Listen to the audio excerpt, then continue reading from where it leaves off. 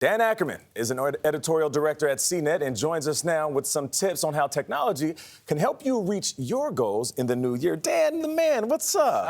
I got to tell you, if you have some resolutions, I got some gadgets for you. Okay. It's a natural match. All right, so first up, you have something that could help people with health and fitness-related resolutions. What do you have? Everyone says they're going to work out. Okay, it's kind of how do you get motivated? How do you do it?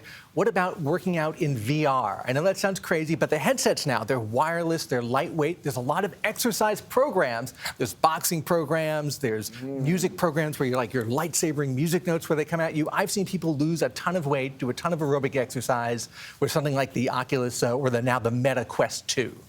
But can I just be the one Grinch here and say, what if you just put on like Jane Fonda workout video?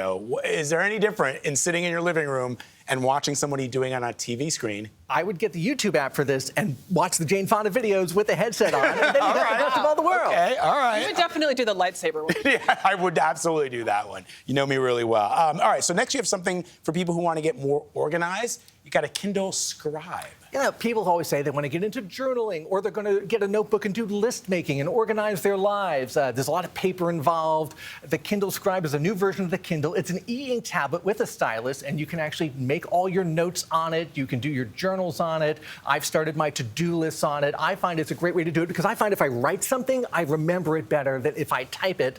But this way, I don't have to carry around a bunch of different notebooks and papers and stuff. I can just keep reusing this, and I can also read all my Kindle books on it. Does it come in a smaller size, or is that the only size? This is the new size that's bigger because it's a notebook. You can get a regular Kindle, but you can't write on those with a stylus. That's what's new about this guy, and that's why it's called the Scribe, and it comes with the little stylus. So what about people who are always losing their keys or their phone? I'm asking for a friend. Sure you are. Yeah, right. The easiest thing is to get, obviously, like an Apple AirTag or a tile tracker, and that's fine. We've talked about those before, but then how do you use them? It's just like a little puck. Well, you should get those, but then get some of these accessories. You can get a little wallet case. You could put the thing, so it's actually useful because you can actually put it somewhere.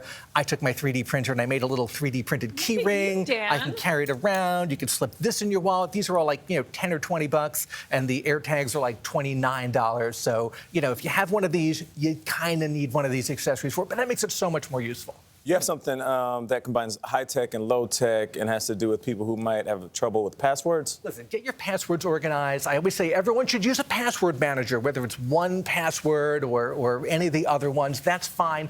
But some people are never going to do that. They're going to write them down on like Post-it notes and stuff. I used to make fun of my mother and other people for using a password notebook where you actually wrote the passwords down, but I've come around. Now I agree that this is actually okay because it's one physical copy. You know where it is. You're not emailing yourself the password. You're not putting it in a text file, a Post-it note. So you can maintain the security of this one little notebook and keep it in your house locked up.